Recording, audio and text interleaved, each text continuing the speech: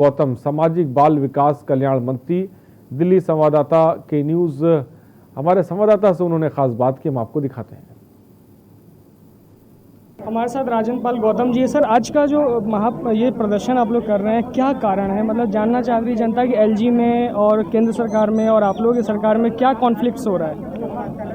Actually आपको पता होगा कि दिल्ली सरकार की ज़्यादातर फाइलों को केंद्र सरकार रोक रही थी और 2015 में जैसे ही सरकार हमारी आई थी, उसके आने के बाद केंद्र की सरकार 2 एग्जीक्यूटिव ऑर्डर लाके उन्होंने हमारे एंटी करप्शन ब्रांच को छीन लिया था और दूसरी तरफ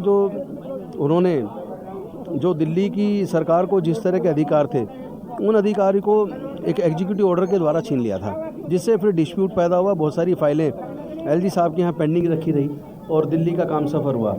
उसके खिलाफ हम लोग अल्टीमेटली सुप्रीम कोर्ट गए और माननीय सुप्रीम कोर्ट में 5 जज की बेंच ने उस डिसीजन में ये तय कर दिया कि दिल्ली की सरकार के कौन से अधिकार क्षेत्र होंगे और केंद्र सरकार एलजी के माध्यम से कौन से अधिकार क्षेत्र पे काम करेगी। उसके आने के बाद डिस्प्यूट काफ़ी हद तक कम हो गया था, केवल सर्विसेज वाला रह गया था जो वो भी पेंडिंग है, जिसपे 2 जज बेंच की जजमेंट ने डिसीजन दिया, एक ने फेवर ने, एक ने खिलाफ। अल्टीमेटली 3 जज बेंच बनी, अभी उस पर सुनवाई भी शुरू नहीं हुई है, तो वहाँ वो पेंडिंग है।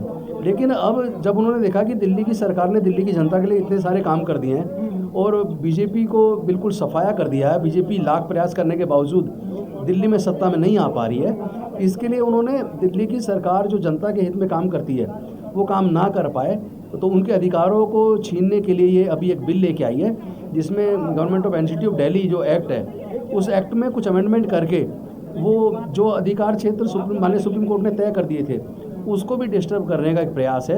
एक तरीके से देखा जाए, अगर सारी फाइलें एलजी के पास जाएंगी तो जो दिल्ली की सरकार दिल्ली की जनता के लिए करना चाहती है, वो फाइलें अगर वहाँ से क्लियर नहीं होंगी, लंबे समय तक पेंडिंग रखी रहेंगी, तो वो काम सफ़र दिल्ली की जनता। केंद्र सरकार को क्या कहना चाहते हैं? मोदी सरकार को, अमित शाह को क्या कहना चाहते हैं? मैं एक ही बात कहना चाहता हूँ कि सरकारें कोई परमानेंट नहीं होती।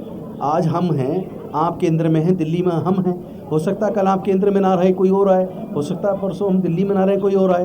तो मुझे लगता है कि इसको इशू बना के किसी भी सरकार के अधिकारों को कम करना कोई अच्छा कदम नहीं है, बल्कि आप अच्छे कर्म करो ना कि लोग आपको चुने भविष्य में। आपके कर्म ऐसे है कि आप दिल्ली तो छोड़ो, पूरे देश से बाहर होने वाले हैं। राजेंद्र पाल गौतम ने ये कहा है मोदी सरकार के लिए कि भाई आप काम अच्छे करो, आप पब्लिक आपको दोबारा खुद ब खुद चुन लेगी।